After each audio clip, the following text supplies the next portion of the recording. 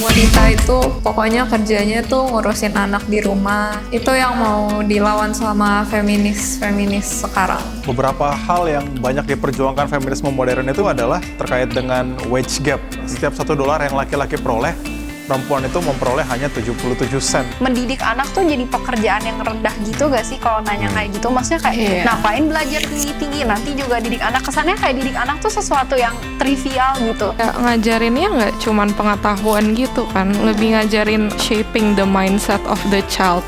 Berarti udah saya nggak usah nikah aja, saya meniti passion saya. Apakah itu nggak dibolehkan? Kalau misalnya tidak dibolehkan berarti kan kayak wah, kenapa saya sebagai perempuan tidak bisa memiliki path untuk mengejar passion saya itu gitu. Jangan pikirkan nanti studi itu hanya karena ujungnya kita dapat apa? Ujung-ujungnya duit. Tapi studi karena kita mencintai dunia milik Tuhan. Itu makanya kita mengejar studi tersebut.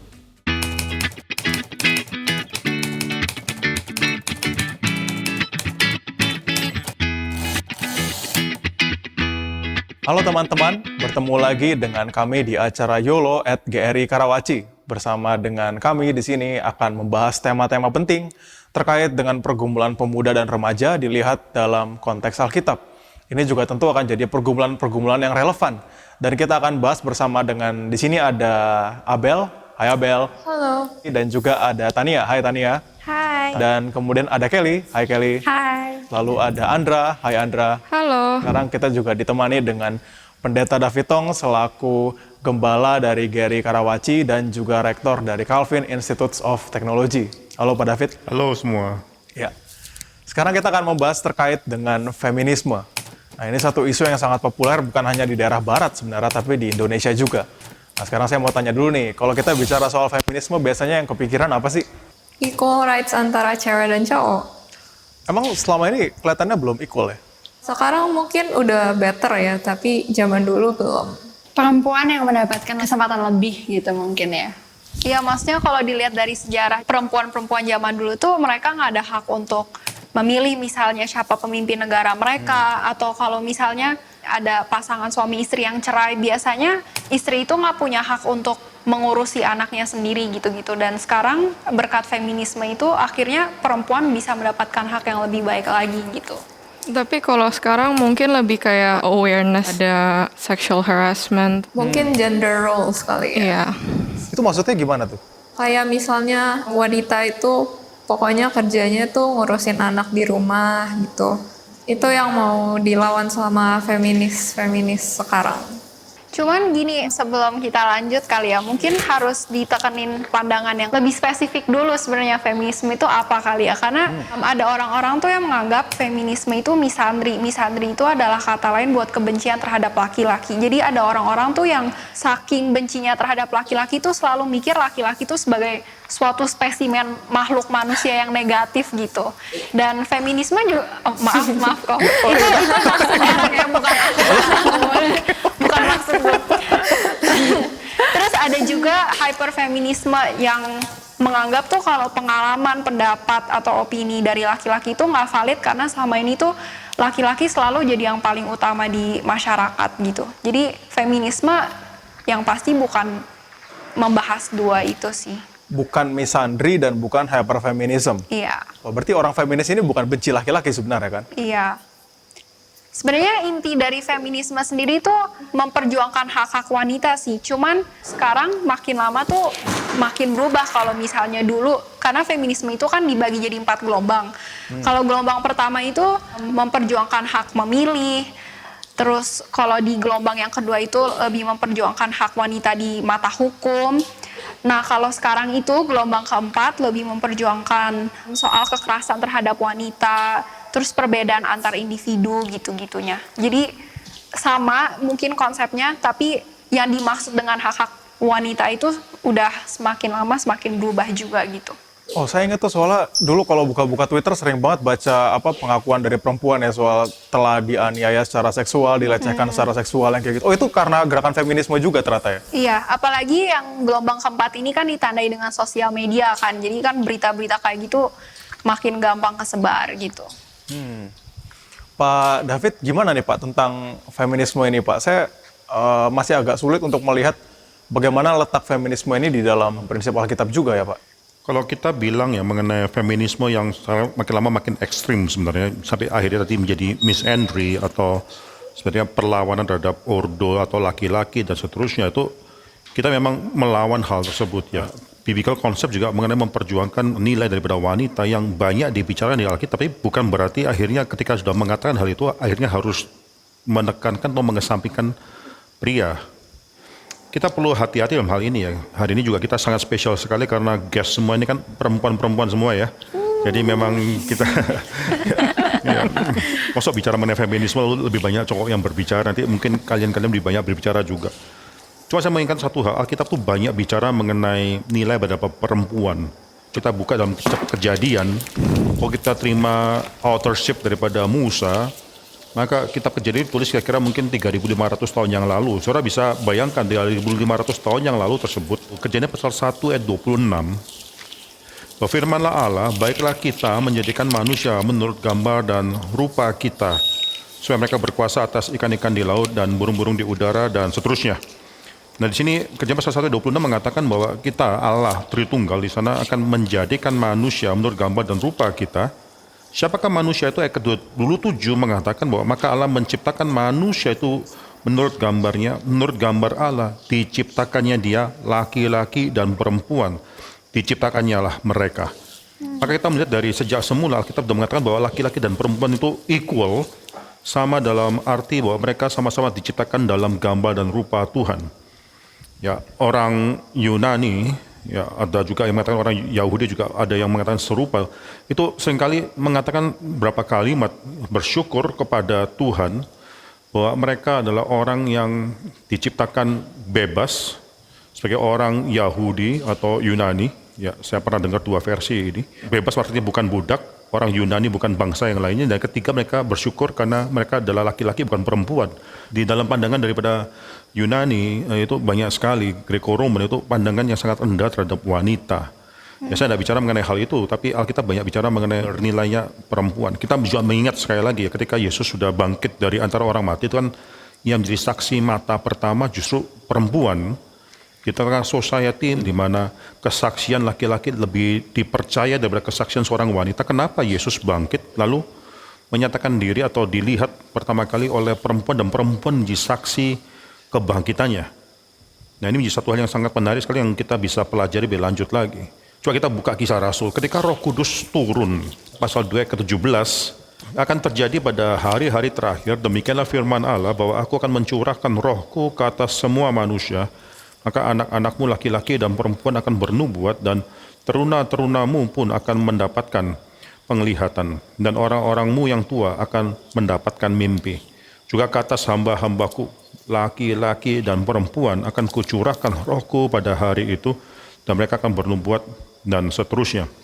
Kita tahu bahwa dalam perjanjian lama itu orang Yahudi memisahkan diri daripada orang-orang non-Yahudi, dan ternyata pemisahan-pemisahan ini terjadi dalam struktur dalam perjanjian lama. Bahkan di antara orang, semua orang Israel adalah umat Tuhan, itu laki-laki dan perempuan itu dipisahkan. Hanya laki-laki yang kemudian itu disunatkan. Tidak ada perempuan yang harus disunatkan, yang menunjukkan bahwa sunat itu adalah tanda umat Tuhan itu ada di laki-laki. Di sini juga Roh Kudus kalau dalam perjanjian lama itu turun untuk mungkin mengurapi seseorang untuk tugas tertentu, itu biasanya turun kepada laki-laki. Tapi dalam perjanjian baru ini dikatakan Roh Kudus itu turun kepada laki-laki dan perempuan. Semua mendapatkan, bahkan 120 orang yang menantikan Roh Kudus di atap di ruang atas tersebut, itu laki-laki dan perempuan mendapatkan curahan daripada Roh Kudus. Ini suatu hal yang sangat menarik sekali. Kita perlu percaya satu hal, Alkitab itu memperjuangkan, bukan orang dunia memperjuangkan nilai daripada martabat daripada perempuan. Alkitab sejak halaman yang pertama sudah mengatakan ada nilai daripada seorang perempuan. Saya percaya Alkitab yang paling berbicara dengan jelas mengenai nilai daripada seorang wanita ini. Laki-laki dan perempuan itu setara, sama-sama manusia, Pak. Tapi lalu kenapa harus dibuat ada perbedaan fungsi ya kalau gitu ya? Kenapa harus berbeda peran antara laki-laki dan perempuan? Aku mau nanya juga sekalian bareng Kak Denny. Alkitab tuh udah bilang laki-laki dan perempuan itu setara gitu. Kalau gitu, ordo itu apa sih Pak? Maksudnya perbedaan antara kesetaraan sama ordo itu bedanya apa gitu? Ada lagi mau nitip pertanyaan? Langsung ditampung semua. Oke, saya jawab pertanyaan daripada Denny terlebih dahulu. Saya rasa masih ingat ya beberapa episode yang sebelumnya kita bicara mengenai fakta bahwa laki-laki diciptakan sendiri, Adam diciptakan sendirian. Lalu Tuhan mengatakan tidak baik kalau Adam itu seorang diri, aku akan menjadikan penolong baginya yang sepadan dengan dia ya. Lalu Tuhan menjadikan seorang yang akan menolong Adam, tapi yang berbeda dengan Adam. Nah ini untuk mengatakan suatu kalimat, saya katakan bahwa kata penolong di sana mengatakan bahwa Adam itu memang tidak cukup pada dirinya sendiri, dia harus ada orang yang berbeda yang membantu dia, orang lain yang membantu dia. Tapi ketika akhirnya bukan saja mengatakan bahwa dia adalah orang yang memerlukan orang yang lain, dia nggak self-sufficient, cukup pada dirinya sendiri, tapi Tuhan memberikan orang yang completely different dengan Adam. Dan ini sangat menarik sekali, completely different dengan Adam. Saya percaya ya laki-laki dan perempuan memang diciptakan dengan role yang berbeda, sehingga mereka bisa melengkapi satu dan yang lainnya. Laki-laki pada dirinya sendiri itu tidak cukup, perempuan pada dirinya sendiri juga tidak cukup. Laki-laki dan perempuan itu saling melengkapi.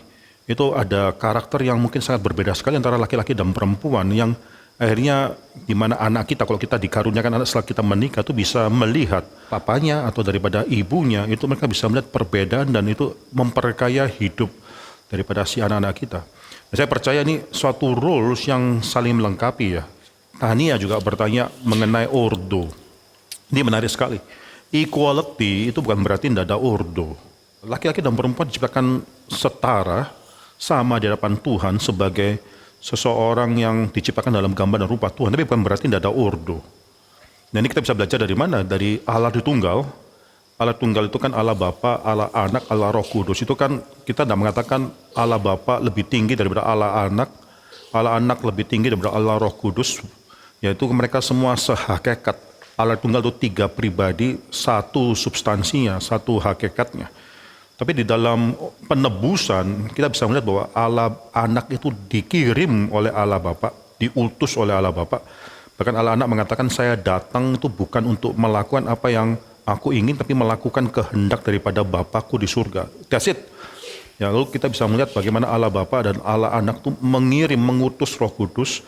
Dan kalau kita lihat dalam Kisah Rasul pasal 2 sekali lagi itu Petrus menjelaskan ini Roh Kudus adalah yang dicurahkan oleh Kristus yang sudah naik. Jadi ada ordo di dalam keselamatan atau dalam economy of redemption ini. Di sini equality bukan berarti tidak ada ordo.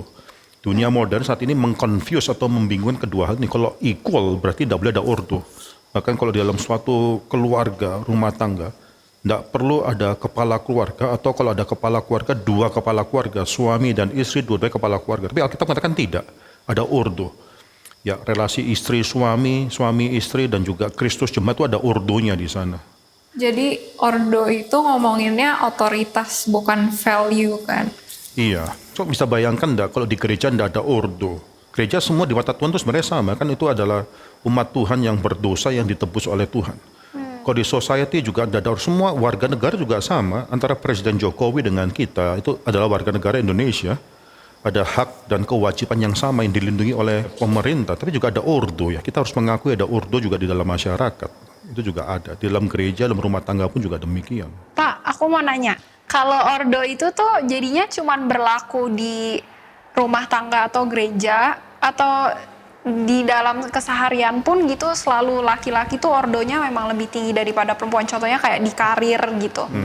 Ini hidup bermasyarakat ya, soalnya jadi repot juga mungkin ya kalau sampai dalam hidup bermasyarakat mesti ada gambaran ordo yang laki-laki lebih jadi kepalanya perempuan gitu. Aku pernah ngobrol sama papaku sih, terus papaku tuh bilangnya kalau ordo itu tuh ada dalam institusi atau dalam perjanjian yang kita buat dalam Tuhan gitu. Misalnya kayak pernikahan itu kan perjanjian antara suami istri di hadapan Tuhan, atau gereja itu kan merupakan salah satu bentuk juga antara hubungan kita dengan Tuhan. Cuman aku penasaran aja gitu, maksudnya ordo itu sebenarnya ada gak sih di kehidupan sehari-hari gitu? Kalau di dalam keseharian itu udah hitungannya bukan ordo, cuma lebih kayak laki-laki ingin menunjukkan bahwa misalkan dalam karir gitu, atau misalkan dalam boss atau CEO, bahwa perempuan tuh mungkin kurang bisa melakukannya karena they're not competent enough gitu. Dan mungkin menurut saya itu adalah gerakan feminisme juga yang ingin menghilangkan hal tersebut gitu. Tapi untuk masalah di keseharian sebenarnya seharusnya tuh berarti ordo tidak relevan ya dalam keseharian, karena itu kita tidak sedang membentuk keluarga atau kita tidak sedang membentuk sesuatu yang mengikat secara darah atau mengikat secara batin gitu. Iya, soalnya misalnya soal berkarir misalnya. Kalau berkarir itu pakai sistem ordo gitu ya, laki-laki di atasnya kepala perempuan. Berarti otomatis laki-laki semua posisi di atas, lalu perempuan yang posisinya di bawah semua. Bukankah kalau berkarir harusnya berdasarkan kemampuan, ability based gitu kan, bukan berdasarkan gendernya dia siapa gitu. Iya, harusnya gitu emang. Iya. Dan lagi pula, kalaupun ngelihat sekarang juga banyak gak sih pemimpin-pemimpin yang perempuan gitu, kayak presiden atau mungkin kayak guru-guru. Sebenarnya kan guru-guru itu juga adalah contoh untuk anak-anak kan, dan justru kita lihat sekarang malah banyak guru-guru yang cewek. Iya, dulu di Indonesia juga presiden Ibu Megawati, sekarang di Amerika wakil presiden Ibu Kamala Harris. Kalau misalnya kita bilang ordo itu nggak ada dalam kehidupan sehari-hari, bukan artinya Alkitab itu nggak berfungsi buat seluruh hidup kita. Very interesting. Tapi ini menarik ya, karena saya pikir di dalam tradisinya Israel, saya ingat ada masa di mana Tuhan minta Musa angkat 70 tua-tua untuk menjadi perwakilan. Dan itu 70 tua-tua itu laki-laki semua. Berarti dalam masyarakat Israel pun, bukan cuma dalam rumah tangga nih, ternyata laki-laki juga punya tempat dalam masyarakat sebagai kepala kelihatannya. Tapi kalau kayak gitu, kayak Deborah gitu gimana dong? Pengecualian mungkin. Ya mungkin balik lagi kali, ordo itu ngomonginnya bukan tentang value gitu. Jadi kayak walaupun ada ordo, ya tetap aja cewek boleh jadi bos dong gitu. Nggak berhubungan. Berarti itu maksudnya yang gue tanyain tuh, apakah otoritas itu ada dalam kehidupan sehari-hari atau cuman dalam gereja dan pernikahan gitu? Karena ini, kalau misalkan otoritas akhirnya tetap di dalam kehidupan sehari-hari ya, terletak misalkan laki-laki lebih tinggi seperti itu, itu akan meningkatkan kemungkinan bahwa perempuan akan direndahkan juga, kembali lagi ke situ dong maksudnya. Kalau profesi gitu menurut aku nggak bisa dilihat sesuai gender dong, harus dilihat sesuai kemampuannya. Dia emang bisa melakukan role itu lebih baik dari semua orang lain yang mencalonkan diri, ya dia yang berhak mendapatkan role itu. Iya, berarti ordo laki-laki di atas sebagai kepala perempuan tuh nggak berlaku dong dalam beberapa aspek hidup, misalnya soal profesi. Kalau misalnya suami istri itu kan relasi yang intim gitu kan. Karena cowoknya itu mengasihi ceweknya, makanya ceweknya itu submit ke cowoknya. Kalau misalnya kerja gitu kan nggak ada relasi itu kan. Jadi menurut lu ordo itu nggak berlaku di keseharian dong? Nggak tahu juga. Ini kita udah makin melebar. Dalam hidup sehari-hari tetap ada ordo.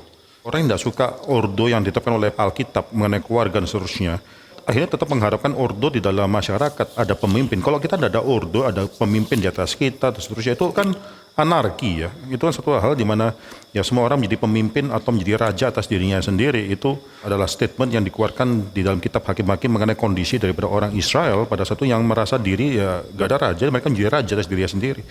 Itu tidak baik sekali. Nah, saya menjadi pertanyaan adalah, saya suka apa yang dikatakan Tania tadi ya, itu dari Papa Tania yang mengatakan bahwa kita harus membedakan ya antara kerajaan Tuhan dan kerajaan dalam dunia, antara society atau keluarga Tuhan dan keluarga orang non-Kristen misalnya. Ya, keluarga Tuhan tadi Tania mengatakan yaitu berkenaan dengan apa yang sudah disatukan oleh Kristus, apa yang berkenaan dengan Kristus. Nah, itu kita bicara mengenai keluarga Kristen, mengenai gereja dan seterusnya. Bagi saya gereja adalah kumpulan keluarga. Maka kalau kita mengharapkan ada kepala keluarga, laki-laki yang menjadi kepala keluarga di dalam rumah tangga, di dalam keluarga masing-masing, itu gereja juga harus merefleksikan hal ini.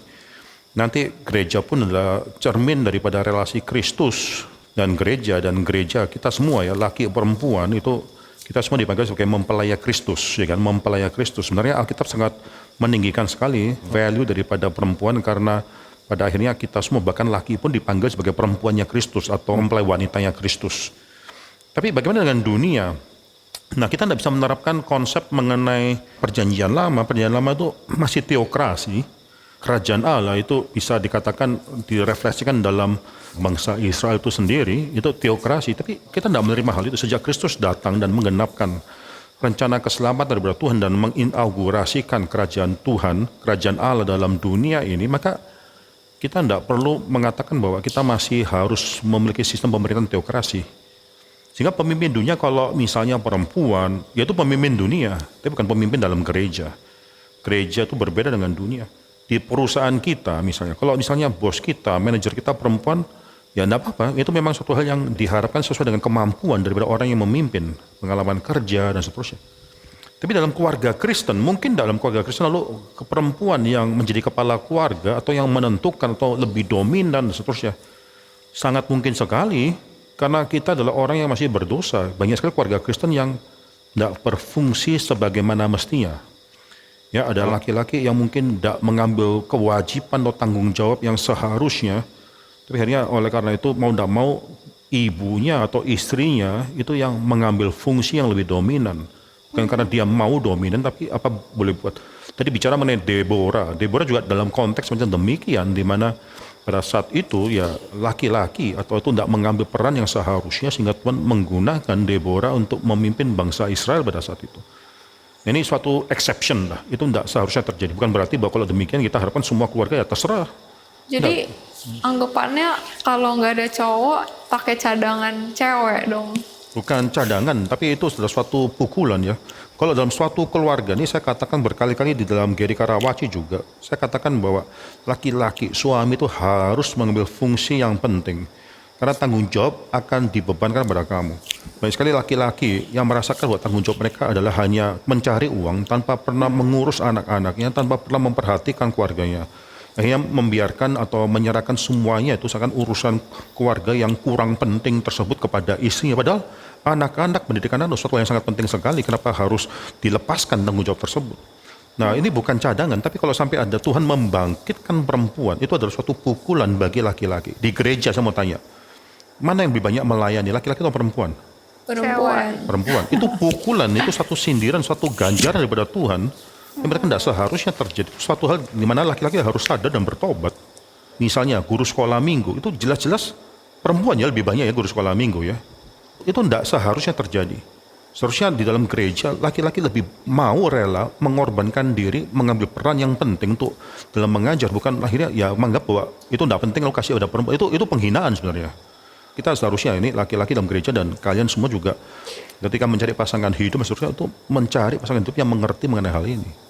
Jadi sekali lagi ya, bukan kita mengatakan itu tidak benar kita Tuhan kasih cadangan, tapi ketika Tuhan membangkitkan perempuan untuk akhirnya memimpin di dalam gereja, di dalam kehidupan daripada bangsa Israel di dalam perjanjian lama, itu suatu sindiran bagi laki-laki seharusnya. Tapi masalahnya laki-laki membiarkan aja terus, membiasakan itu terus terjadi. Misalkan di dalam keluarga, apabila perempuan itu lebih mendominasi daripada laki-laki, itu apa yang terjadi? Tergantung perempuan itu memang suka mendominasi, memang sengaja mendominasi atau bagaimana, atau memang karena dia mau tidak mau harus mengambil alih karena laki-laki atau suami atau kepala keluarga yang seharusnya itu tidak mengambil fungsi tersebut. Dalam hal ini saya percaya ya perempuan yang harus mengambil alih tersebut itu sebenarnya beban dia juga besar sekali, tanggung jawab dia berlimpah ganda dan seterusnya. Nah di sini Tuhan akan menghakimi atau menghukum suami-suami yang tidak mau dan tidak rela untuk mengambil peranan sebagai seorang kepala keluarga. Kalau dalam kasus ini yang misalkan memang perempuannya harus mau tidak mau mengambil posisi tersebut sebagai pemimpin keluarga, apakah memang keluarganya itu nanti akan menjadi keluarga yang dysfunction atau mereka akan mendapatkan efek gimana, atau justru Tuhan akan memberi kekuatan terhadap keluarga tersebut? Ya kita perlu tahu pada akhirnya bahwa keluarga kita pun itu banyak kelemahan. Ada keluarga-keluarga justru di gereja tuh banyak sekali keluarga yang suami istri itu ada konflik, bahkan sampai ambang perceraian, ada kekerasan dalam rumah tangga, ada mungkin ketidaksetiaan, dan begitu banyak problema keluarga orang Kristen. Orang Kristen itu belum di surga, orang Kristen masih bergumul di dalam dunia sementara ini. Lalu bagaimana? Apakah berarti bahwa selama-lamanya keluarga itu akan dysfunctional, keturunannya akan tidak mendapatkan pengertian yang benar mengenai keluarga? Saya rasa ada belas kasihan Tuhan di dalamnya. Dan katakanlah kalau kita ada keluarga atau kepala keluarga yang tidak menjalankan fungsinya atau bahkan ada perzinahan seterusnya, kita tahu bahwa manusia itu berdosa, tapi kita ada Bapa di surga yang sempurna. Kita model kita adalah Kristus ya. Pada akhirnya kita semua akan menjadi lebih serupa kepada Kristus. Nah itu adalah tujuan akhir kita. Tapi di sini saya percaya ada suatu rekonsiliasi yang mungkin terjadi, ada suatu kemungkinan redemption yang diturunkan, diberikan oleh Tuhan kepada keluarga tersebut. Alkitab mengajarkan ya, kita berdoakan Bapa kami yang di surga ya. Itu Bapa yang ideal, yang bisa mengerti kelemahan kita dan kekurangan kita dan seterusnya ya. Itu bukan suatu judgment, bahwa selama-lamanya keturunan itu akan rusak semua. Enggak. Jangan lupa di dalam keluarga atau di dalam hidup daripada Alkitab itu seperti Daud pernah berzina dengan Bathsheba. Itu kan adalah suatu hal yang sangat jelek, sekali berarti bahwa keturunan itu akan menjadi suatu hal yang pasti negatif atau kurang. Enggak juga ya, Tuhan bisa merestorasi, merubah segala sesuatu ya. Saya jadi ingat di Kejadian 3 ayat 16 kan salah satu hukuman yang Tuhan berikan ke perempuan adalah bahwa perempuan akan berahi kepada suaminya. Saya ingat salah satu interpretasinya adalah bahwa perempuan itu jadi ingin berkuasa di atas suaminya, Pak. Apakah ini berarti bahwa kecenderungan perempuan ingin lebih tinggi dari laki-laki atau kecenderungan untuk melawan ordo ini justru jadi kecenderungan berdosa yang kita harus hati-hati, Pak, menyikapinya? Kalau di dalam keluarga Kristen, dalam keluarga itu memang suatu hal yang tidak seharusnya terjadi. Tapi yang dikatakan oleh Kelly tadi mungkin berbeda. Jadi ketika perempuan mengambil porsi dominan, bukan karena dia memang mau atau sengaja, tapi mungkin karena faktor lainnya, atau mungkin laki-laki yang tidak menjalankan tugasnya atau sebagainya. Itu Tuhan tetap akan berkati keluarga tersebut. Tuhan akan berkati keluarga tersebut karena ini suatu anomali yang terjadi, tidak seharusnya terjadi. Bukan cuma keluarga yang demikian, banyak sekali keluarga yang quote-unquote lebih normal. Itu sebenarnya juga demikian, di mana laki-laki bekerja lalu menyerahkan semua kepada istri, seakan itu tidak terlalu penting. Yang penting adalah cari uang. Itu bagi saya itu juga suatu hal yang bersalah di hadapan Tuhan itu. Ya, di mana akhirnya dalam mengajar anak tiba-tiba perempuan yang paling harus dominan lebih daripada laki-lakinya. Itu saya rasa Alkitab tidak mengendaki demikian. Alkitab juga mau bahwa suami itu memperhatikan juga anak-anaknya, keluarganya. Aku penasaran, Pak, kalau misalnya nih ada kasus suami istri dan sifat mereka tuh suaminya tuh biasa dia emang tipe orang yang lebih penurut gitu, sementara istrinya tuh orang yang kolerik gitu, yang suka mimpin, itu gimana dong, Pak? Dua-duanya harus belajar. Dalam hal ini ya, waktu dari semula, waktu sebelum menikah seharusnya lebih memperhatikan mengenai masalah ini, perbedaan karakter dan seterusnya. Cuma ini bukan suatu hal yang norm menurut saya.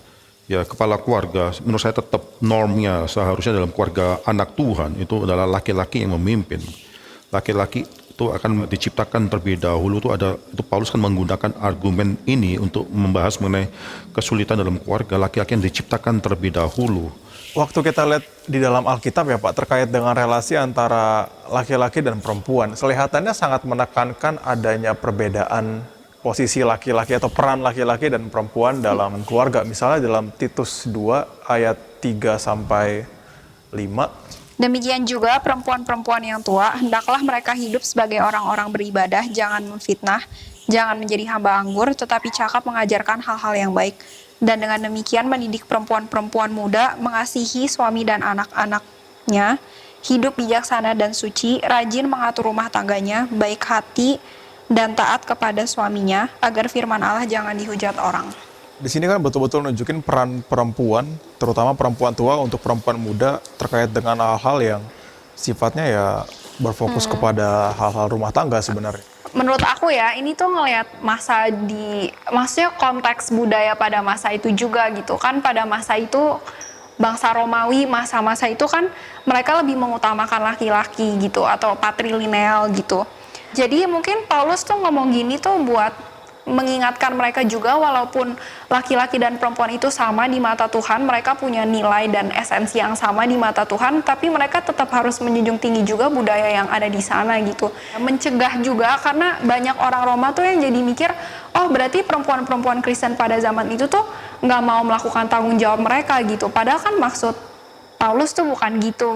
Jadi menurutku ada konteks budayanya juga sih dari Titus 2 ini untuk mengingatkan juga kalau ya kita emang bebas, sekarang kita percaya Tuhan, kita semua sama, tapi kita ingat juga budaya di mana kita tinggal saat ini gitu. Jadi ini bukan sekedar mau mengkurung perempuan-perempuan muda untuk betul-betul ya sudah urusin rumah tangga aja gitu. Bukan itu tujuan dari Paulus kelihatannya dalam menyatakan hal ini. Tujuannya mungkin lebih kayak nggak ngerusak nama kekristenan kali. Iya. Kayak walaupun value-nya udah benar dan wanita itu bebas, cuman kalau misalnya orang lain ngelihat Kristen gak benar, terus gunanya apa gitu. Coba kita perhatikan sekali lagi ya, Titus 2 ini kenapa menjadi suatu isu bagi perempuan-perempuan. Jangan-jangan waktu kita membaca Titus pasal 2 ayat 3-5 ini dengan kacamata feminisme modern pada saat ini, sehingga kita melihat bahwa mengajar anak itu satu hal yang rendah ya. Kenapa harus rendah itu? Kenapa kita anggap itu suatu hal yang sangat penting sekali untuk mengajar anak kita dalam mengenal Tuhan menjadi suatu tugas yang sangat mulia yang dikerjakan oleh seorang wanita. Kenapa kita harus merasakan bahwa ini kenapa jadi rendah sekali ya wanita? Itu saya rasa kita sudah membaca dalam kacamata feminisme modern. Yang dikatakan oleh Tanya ini sudah tepat ya, sudah baik sekali ya. Memang ada suatu hal di mana penekanannya pada satu adalah mengcounter pandangan orang-orang yang pada saat mengatakan bahwa orang Kristen adalah keluarga yang tidak melakukan tanggung jawab, tidak bertanggung jawab ketika akhirnya laki-laki dan perempuan merasa diri sama, lalu tidak ada yang mengurus keluarga dan seterusnya hingga Paulus mengatakan kalimat ini. Saya rasa itu penting. Cuma jangan lupa pembacaan kita pun akhirnya kayak terdistorsi dengan konsep-konsep daripada feminisme modern. Cuma bukan hanya itu saja, kalau saudara perhatikan ya, kalau kita melihat bahwa kenapa kok perempuan yang disuruh mengajar anak-anak yang mengasihi suami dan anak-anaknya lah. Tugas untuk mengajar anak-anak itu sebenarnya tugas daripada laki-laki dalam perjanjian lama. Ya, jadi ini bukan mengatakan bahwa laki-laki lu tidak perlu mengasihi, tidak perlu mengajar anak-anaknya. Coba kita lihat berapa ayat, coba kita perhatikan misalnya Amsal. Ya, Amsal pasal 1, ayat yang ke-8. Ini indah sekali, ini tugas orang tua, bukan cuma perempuan saja. Hai anakku, yang dikatakan di sini adalah dengarkanlah didikan ayahmu.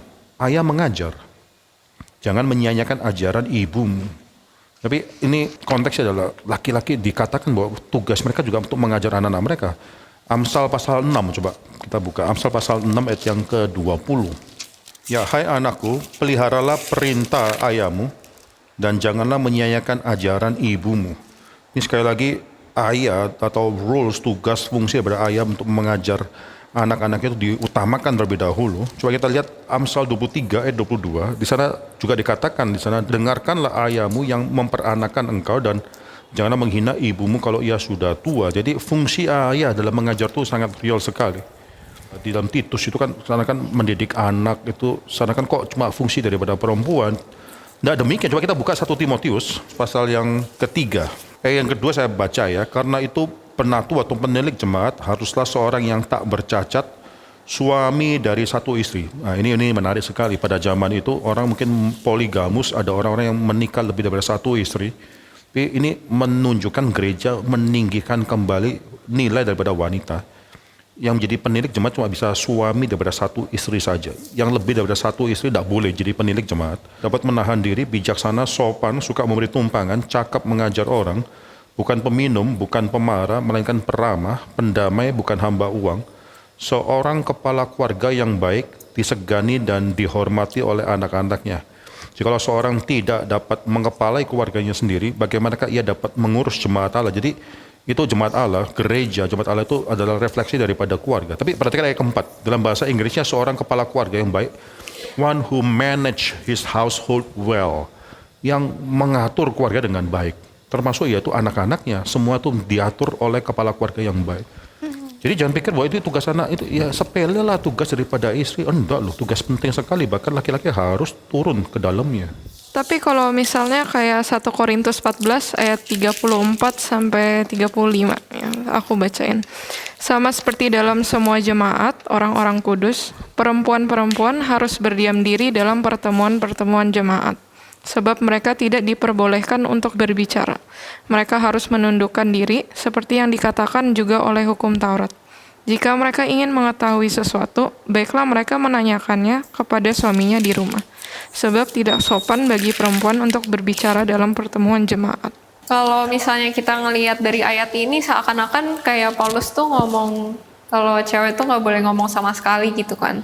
Tapi kalau kita ngelihat dari 1 Korintus 11 ayat 5, aku bacain ya. Tetapi tiap-tiap perempuan yang berdoa atau bernubuat dengan kepala yang tidak bertudung menghina kepalanya, sebab ia sama dengan perempuan yang dicukur rambutnya. Di sini tuh kayak terimplikasi kalau cewek itu sebenarnya boleh ngomong bahkan bernubuat. Jadi yang sebenarnya Paulus mau ngomong itu, cewek itu jangan ngasal ngomong-ngomong soal firman Tuhan kalau misalnya dia tuh nggak tahu benar atau enggak. Karena balik lagi nanti akan mencemari nama keluarga gitu. Karena cowok kan sebagai kepala keluarga. Sama kayak Tania ngomong tadi, harus kita consider juga budaya pada masa itu. Jadi walaupun value wanita itu baik dalam kekristenan dan wanita itu bebas, kita nggak bisa semena-mena memakai kebebasan itu. Harus ngelihat budaya lagi. Terus ini saya tertarik nih, kenapa dibilang mesti tanya suaminya dulu? Emang maksudnya apa berarti suami otomatis lebih tahu? Ini bukannya seksis nih, Jos? Perempuan nggak tahu apa-apa, suami yang lebih tahu. Ini Maksudnya, bacanya kok udah pakai kacamata feminis terus ya, seksis lah, kalau mengurus keluarga itu kurang berarti lah. Waduh, kita baca Alkitab dengan kacamata demikian ini susah ya. Perlu ada suatu kepercayaan juga, dia adalah firman Tuhan. Firman Tuhan bukan bermaksud untuk mengecilkan peran wanita. Saya percaya sekali lagi Alkitab itu sangat meninggikan sekali peran wanita. Tapi yang tadi Abel katakan itu sudah tepat ya. Dalam arti demikian, ini bukan berarti bahwa sama sekali perempuan itu has no say di dalam kehidupan gereja. Faktanya dalam 1 Korintus pasal 11, Paulus bahkan mengatakan boleh berdoa, itu berkata-kata dan bernubuat. Bernubuat bukan harus menubuatkan sesuatu yang belum terjadi, bukan. Dia bukan maksudnya bernubuat itu dalam konteks daripada teologi daripada perjanjian baru, Paulus khususnya itu sama seperti memberitakan mengenai firman Tuhan, mengartikan mengenai firman Tuhan. Nah ini kita harus lihat yang dipermasalahkan oleh Paulus dalam 1 Korintus pasal 11 justru bukan masalah perempuan bernubuat, tapi bernubuat dengan cara yang salah, dengan cara mungkin tidak pakai tudungan kepala. Ini juga kontekstual juga, budaya Greco-Roman itu orang yang tidak ada tudungan kepala itu sama seperti orang yang perempuan yang mencukur rambut, yaitu sama seperti orang yang mungkin tidak baik lah dalam status dalam masyarakat, ya seorang pelacur atau dan lain sebagainya yang asusila. Kita kembali ke 1 Korintus pasal 14, ini pertanyaan Denny juga menarik ya. Ini jangan dianggap sebagai seksis, bukan. Ya faktanya adalah ada orang-orang perempuan-perempuan tertentu dalam jemaat di pada saat itu dalam Korintus yang suka berbicara. Padahal Paulus katakan mereka kalau mau belajar, bukan waktunya mereka mengajar. Bahkan mereka kalau mau, mereka banyak pertanyaan yang harusnya dijawab oleh kepala keluarganya sendiri, oleh suaminya sendiri di rumah. Bukan mereka mengajar orang atau suka berbicara di dalam gereja. Itu saudara, kita harus melihat hal ini ya. Harus melihat hal ini. Ini satu hal yang sangat penting sekali. Konteks budaya tentu sangat penting sekali untuk bicarakan dalam hal ini. Ya, tapi yang di sini Paulus sedang menyindir perempuan-perempuan yang merasa sekarang sudah bebas jadi orang Kristen, lalu boleh melakukan apa saja. Tapi Paulus katakan, kamu sebenarnya masih perlu belajar dan pulanglah ke rumah dan belajar daripada suamimu yang lebih ngerti daripada kamu sebenarnya. Tapi suamimu bahkan tidak bicara, kamu yang berbicara di dalam gereja. Nah ini kita harus melihat mengenai hal ini ya. Jadi bukan berarti, sekali lagi ya, kita jangan memandang ayat ini baca selalu harus dengan kacamata feminisme modern. Jangan loh, hati-hati ya. Ya kita harus melihat konteks atau apa yang Paulus katakan seterusnya.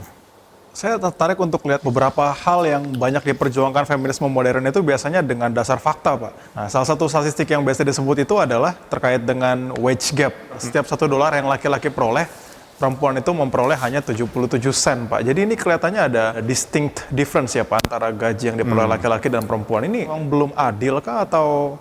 Gender wage gap ini ya, itu satu hal yang tidak tahu kalian pernah dengarkan mengenai hal ini enggak ya? Tesis katakan bahwa untuk suatu tugas yang sama, pekerjaan yang sama, mungkin bobot kesulitan yang sama, itu perempuan itu dibayar kurang daripada laki-laki dan perbandingan adalah 77/100. Jadi ada 23% perbedaan. Presiden Obama tahun 2014 kalau saya tidak salah ingat pernah bicara di United Nations, bicara mengenai sekarang sudah saatnya kita memperhatikan kondisi wanita dan mereduksi gender wage gap ini. Yang menarik adalah ini adalah suatu statistik yang seringkali dibicarakan tapi sebenarnya adalah suatu hal yang tidak ada dasarnya atau salah dipresentasikan atau dipaparkan. Ya ini mencari dengan mengatakan menjumlah ya semua laki-laki total average salary-nya mereka berapa, semua perempuan total salary average-nya mereka berapa, lalu diambil rasionya tanpa memperhatikan faktor-faktor yang lainnya. Misalnya, biasanya perempuan itu entah mengapa saya merasa ini bukan karena mereka lebih rendah, justru mereka lebih berkorban menurut saya. Mengambil pekerjaan yang lebih dianggap sepele. Guru misalnya. Guru tuh secara out of proportion itu lebih banyak perempuan daripada laki-laki. Social workers digaji lebih rendah dan mengapa perempuan tuh lebih banyak mengambil profesi ini daripada laki-laki. Ya ini kita harus perhatikan. Jadi kalau kita perhatikan ya mengenai profesi, lalu kita perhatikan juga mengenai lembur. Mengapa laki-laki lebih gampang lembur daripada perempuan? Saya bukan merasa karena mereka lebih berotot, enggak. Tapi mungkin ada satu hal di mana ya itu perempuan lebih dekat dengan keluarga ya. Ya itu ada kedekatan tanggung jawab dengan anak dan seterusnya sehingga laki-laki itu biasanya lebih distant dengan anak-anak mereka lebih memiliki kemungkinan untuk bisa lembur. Nah itu ketika diambil faktor lembur, diambil faktor profesi dan begitu faktor lainnya, Ini Time Magazine, di link di bawah juga itu referensi, itu bahkan mengatakan ini salah satu myth yang terus dibicarakan oleh orang-orang tanpa dasarnya, bahwa perempuan itu digaji jauh lebih rendah daripada laki-laki, 77/100, 77% saja. Time Magazine mengatakan bahwa ini ketika semua faktor sudah di-consider, coba saya bacakan di sini ya. When such relevant factors are considered, the wage gap narrows to the point of vanishing. Ketika semua faktor sudah diperhatikan, maka perbedaan daripada gaji atau salary tersebut itu mengecil sampai kepada titik yang menghilang, vanishing. Nah, menarik sekali Time yang mengatakan hal ini, karena Time adalah suatu magazine yang lebih liberal yang lebih left leaning, dan ini mengatakan suatu kalimat yang biasanya tidak terlalu suka didengarkan oleh orang-orang liberal. Lalu hal lain lagi Pak, feminisme ini kan banyak memperjuangkan studi untuk perempuan nih Pak. Tapi kalau orang jadi pikir, ya kan perempuan akan menjadi ibu rumah tangga, lalu untuk apa studi tinggi-tinggi, itu bukannya jadi masalah ya Mungkin Pak? perlu tanya perempuan-perempuan di sini. Nggak jamin perempuan jadi ibu rumah tangga kan. Iya. Tapi gimana kalau ada yang mau menikah suatu hari, punya anak kah, atau wanita karir, kan ini bisa dibicarakan juga ya. Kalau kata mama aku sih ya, dia merhatiin juga antara dia dan teman-temannya gitu. Walaupun sama-sama ibu rumah tangga, ibu yang cuma lulusan SMA sama ibu yang kayak lulusan S2 itu cara didik anak itu beda. Iya, mama gue juga ngomong gitu. Kalau misalnya ngomongin mendidik anak gitu, juga dia mestinya punya pendidikan yang lebih bagus dong. Kan itu role yang sangat besar gitu untuk masa depan anaknya sendiri. Mungkin maksudnya kan mendidik anak itu nggak sampai anaknya udah S2. Mungkin cuman sampai dia SMA doang, sampai 17. Walaupun hanya sampai 17, tapi kan justru fondasi dia itu menjadi hal paling penting untuk kehidupan anaknya untuk kedepannya kan. Karena memang dari seorang anak kan yang paling penting itu fundamentalnya. Karena kalau misalnya fundamental mereka kuat, fundamental mereka berada pada jalur yang benar, sampai dewasa atau S2, S1 atau apa bertemu dengan hal-hal yang salah, dia bakal ingat ajaran ibunya itu, ajaran yang diberikan pas dia masih di bawah 17 Terus tahun. kayak ngajarinnya nggak cuman pengetahuan gitu kan, lebih ngajarin shaping the mindset of the child, bener-bener mannersnya, terus Karakter. iya, Ya apa yakin pendiriannya. setelah belajar semakin tinggi bisa memiliki bijaksana itu. Kadang-kadang bijaksana, wisdom, dan pengetahuan itu dua hal yang berbeda yang harus kita bedakan. Ada orang yang semakin lama semakin belajar semakin tinggi, tapi wisdom juga belum pernah bisa mereka dapatkan.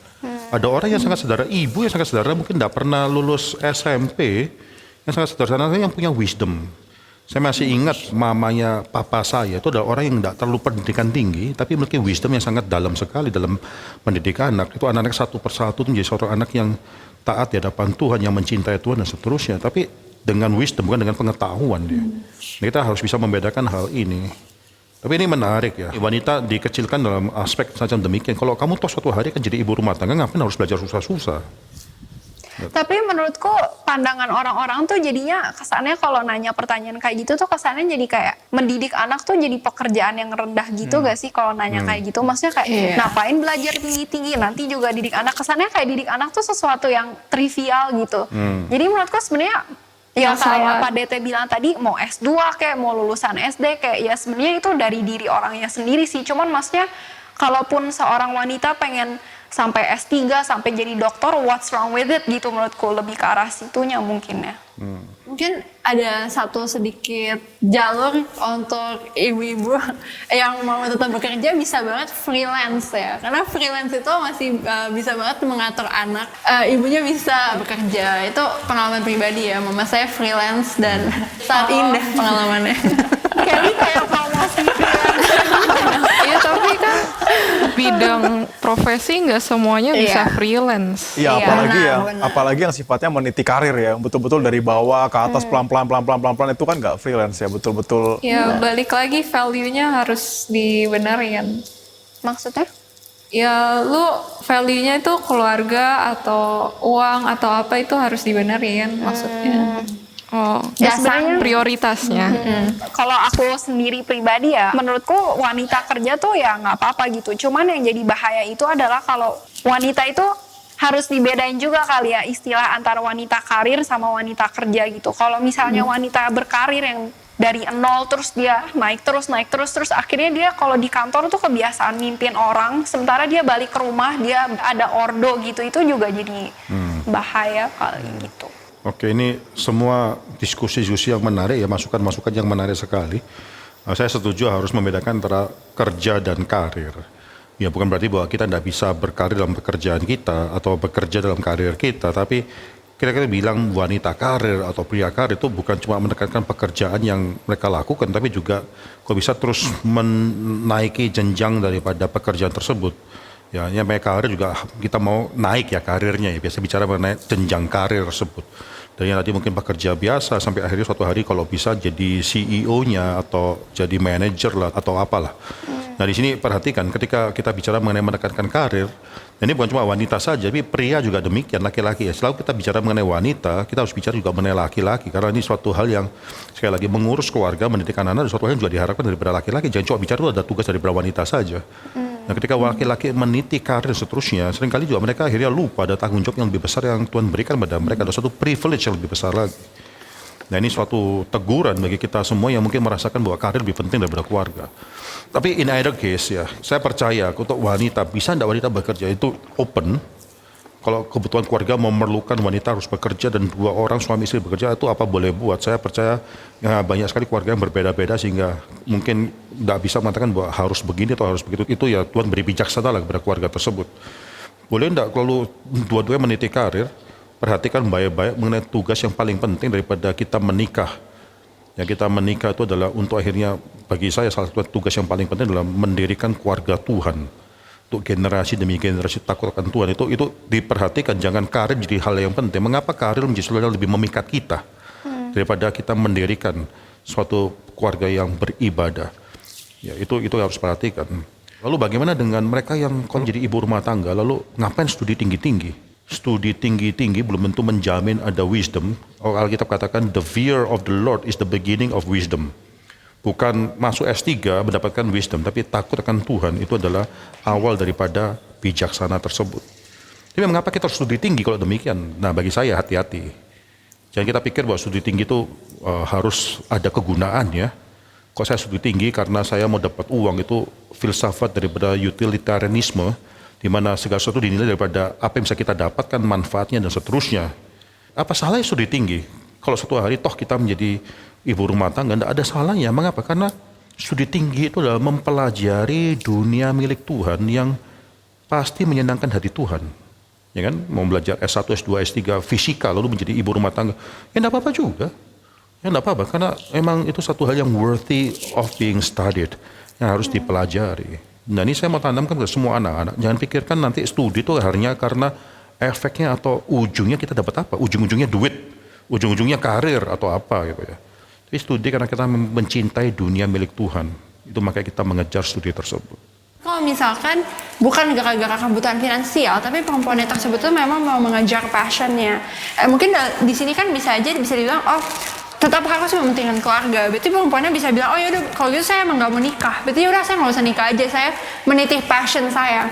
Apakah itu gak dibolehkan? Kalau misalnya ini tidak dibolehkan, berarti kan kayak, wah kenapa saya sebagai perempuan tidak bisa memiliki path untuk mengejar passion saya itu gitu. Saya tertarik dengan hal itu seakan-akan itu hanya berlaku untuk perempuan gitu. Padahal menurut saya justru itu kena both ways ya. Iya ya, soalnya kan cowok juga tadi udah dibilang ya ada tanggung jawab terhadap keluarga juga. Iya kan, kalau cowok sibuk mengejar passion dan akhirnya nggak memperhatikan tanggung jawab dalam rumah tangga, itu juga bukannya jadi laki-laki yang tidak bertanggung jawab juga sama aja. Gitu memilih untuk tidak berkeluarga saja, bagaimana?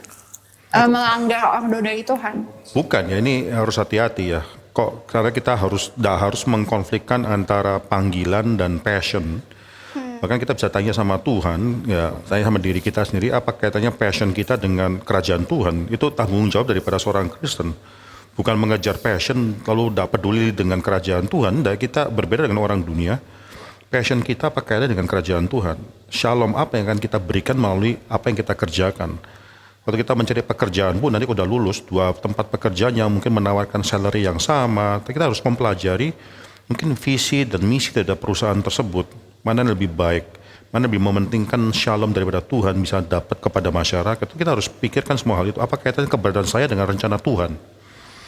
Lalu yang kedua yang saya rasa tadi Denny sudah katakan ya, itu bukan cuma pergumulan daripada perempuan, tapi harusnya menjadi pergumulan daripada seorang laki-laki juga.